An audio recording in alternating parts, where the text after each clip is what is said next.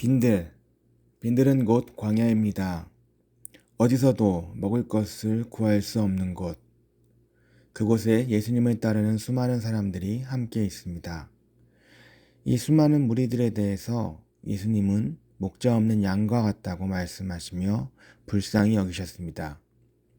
목자 없는 양은 갈 바를 알지 못하는 그러한 양들을 의미하겠지요. 목자 없이는 양 혼자서 아무것도 할 수 없는 것처럼 거친 세상에서 로마의 식민 통치 속에서 살아가기가 너무나 버겁고 힘겨운 사람들이 예수님을 따르고 있었던 것입니다. 대제사장과 바리새인, 유대사의 권력의 중심부에 있던 자들은 그들이 살아가기를 위해서 율법을 무기 삼아서 백성들을 정죄하고 갈취하였습니다.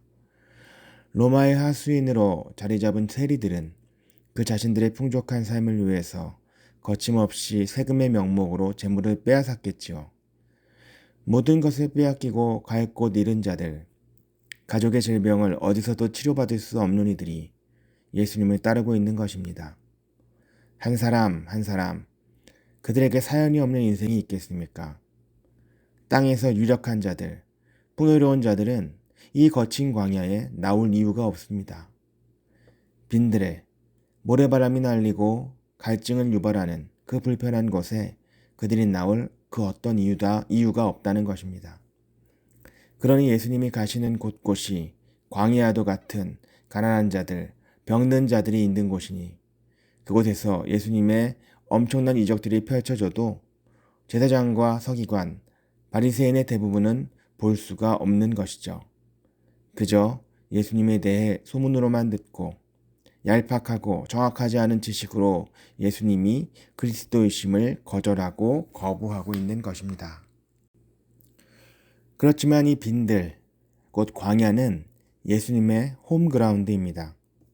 예수님은 이스라엘이 실패한 그 광야에서 완전하게 승리하셨기 때문입니다.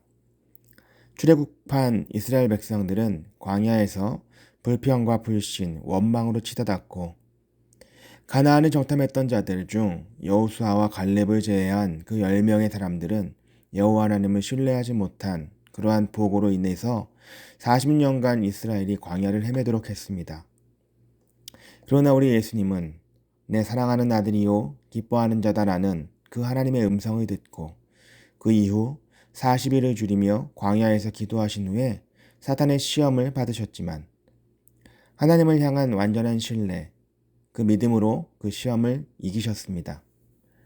줄인 인생, 그 연약함을 건드려서 돌을 떡덩이로 만들려고 했지만 그 굶주림 속에서도 사람이 떡으로 사는 것이 아니고 하나님의 말씀으로 사는 것임을 말씀하셨고 하나님의 아들이거든 성전 꼭대기에서 뛰어내리라는 그 시험에서도 하나님을 시험하지 말라라고 하셨으며 사단에게 절하면 세상의 모든 권력을 주리라는 그 미혹에도 모든 것의 주인이시고 왕이신 하나님께 경배하고 다만 하나님을 섬기라는 그 말씀을 통해서 인생에게 주어지는 가장 달콤한 그 위험한 미혹들에 완전한 승리를 하신 것입니다. 그러하니 광야는 예수님의 홈그라운드, 이미 승리의 전적이 있는 장소이기에 사람들에게는 아무것도 없어 보이나 예수님께는 모든 것을 주시고 채울 수 있는 곳이라는 확신, 온전한 믿음이 있으신 것입니다. 수많은 사람들, 줄이고 있는 그들 속에서 물고기 2마리와 떡 5덩이를 가진 그 소녀는 홀로 숨어서 자신의 배를 채울 수 없었습니다.